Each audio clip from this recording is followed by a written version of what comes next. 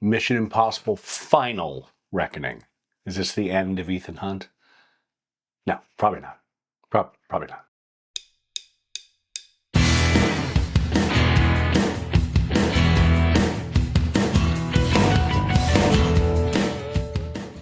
Hi, thank you for tuning into the Tom Bottelsen Show. Yeah, Mission Impossible Final Reckoning. I've seen all the Mission Impossibles. It's a genre I like.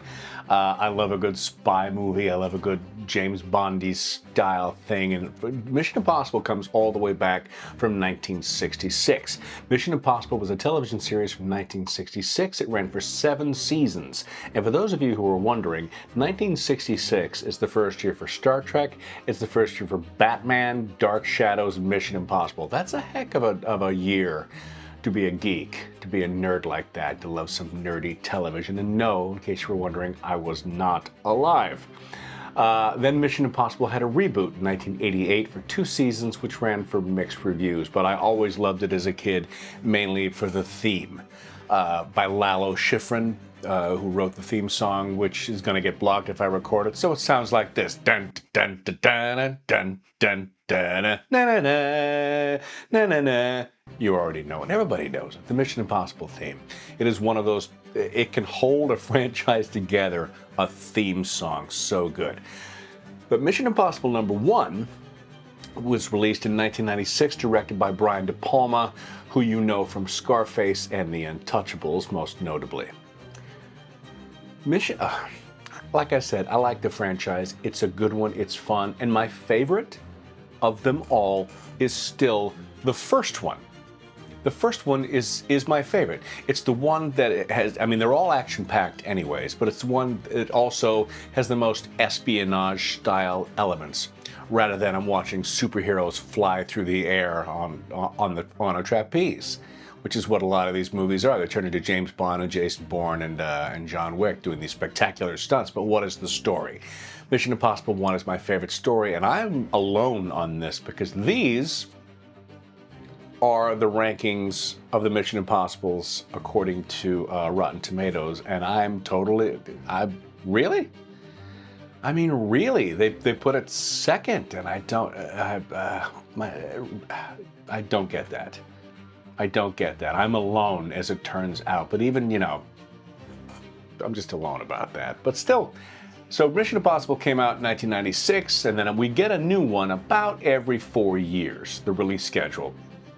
We get about one about every 4 years, depending on whatnot.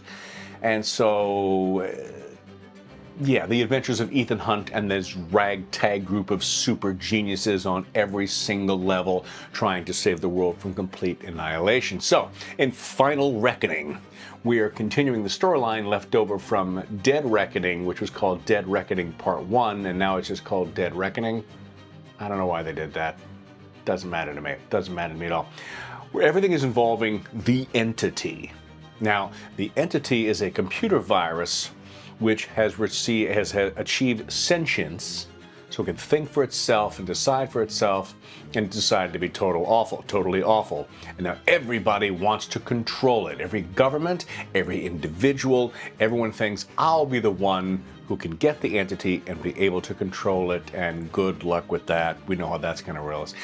And to realize the Entity must be destroyed, so Ethan Hunt and his friends are going to destroy the Entity, or capture the Entity, as it turns out.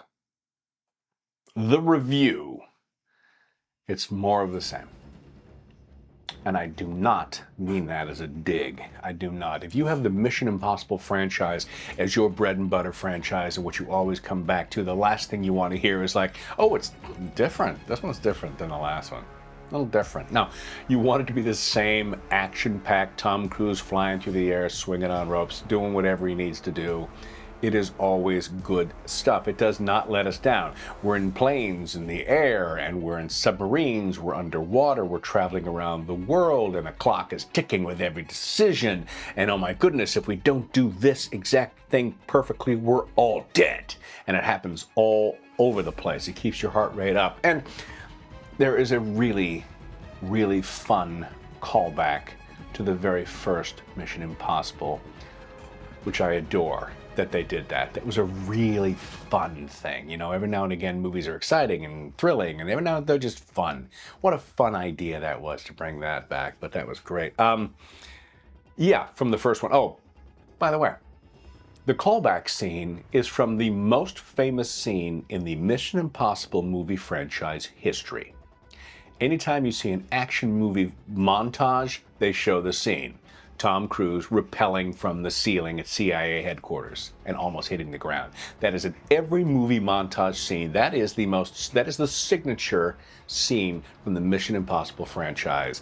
I dare anybody to tell me different, but I do believe that's it. That's the one thing. So, spoilers continuing. I really was wondering if they were going to kill Ethan Hunt off and their team with the words "final reckoning." Was this it? Is this going to be it? But it's not. And it doesn't appear that it's going to be the last one. It looks like there'll be other ones. But I'm fine if our heroes meet their final destiny in a heroic fashion. If you finish off that character's arc. I'm fine with that.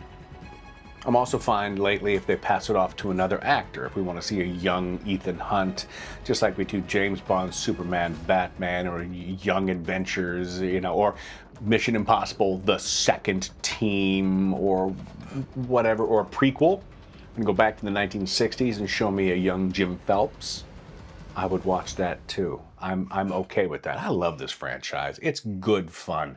The old TV series, if you've never watched it, I'm sure is on YouTube and you can watch that for free. Watch an episode. Watch an episode or two of the fun television show that was Mission Impossible. Yeah, I think it's more important to keep our heroes alive as opposed to the actors that played them. I don't want to see another Luke Skywalker who isn't Mark Hamill, but that's a rarity. I've seen Captain Kirk be played by a bunch of folks now. I didn't think that was going to be a thing, and now whatever. Show me more Kirk. Show me more Captain Kirk as opposed to showing me more William Shatner or Chris Pine. I mean, how many people have played Hamlet on stage?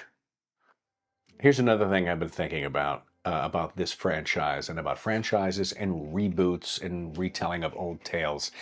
I've not seen Charlie and the Chocolate Factory with Johnny Depp, the Tim Burton retelling of the classic novel, because I've seen Willy Wonka and the Chocolate Factory with Gene Wilder, and that's a wonderful memory for me, and so that's my movie of that book. But I would never tell a creative person, you're not allowed to tell your version of a story. Tell your version of it. I can't promise I'll go see it, and I really do think it's an age thing, and you'll realize this if you're my age or if you're younger or whoever you are, that sometimes something nails it, and then you don't want to see anything else on that. You never know what that's going to be. I've never seen Jim Carrey's The Grinch, because I'll have Boris Karloff's voice as the Grinch in the cartoon. It's such a fond Christmas memory for me watching that and waiting for it to come up in the TV guide and watching that, so I haven't seen the other one. Nothing against them wanting to make a movie to tell that story, but you're going to run into roadblocks like me and people of their age who don't want to see that anymore. They've got the one that they like. But that changes all the time. I'm sure, the 10-year-old kid's not going to know the Gene Wilder version of Willy Wonka, and they're going to move on and find something else for them. That is also okay. So if Mission Impossible gets rebooted or reimagined, or they cast someone else, or they show me a different thing, I'm on board. I'm going to be on board with that. But Mission Impossible 1 with Tom Cruise and company, that's such a fun movie, and I will always hold that one as being that's at the top. And I'm alone. I really wish I wasn't alone on that. Where do you stand on that? If you've got your favorite Mission Impossible, please post that in the comments. Let me know which one you're jamming out on, which one gets you.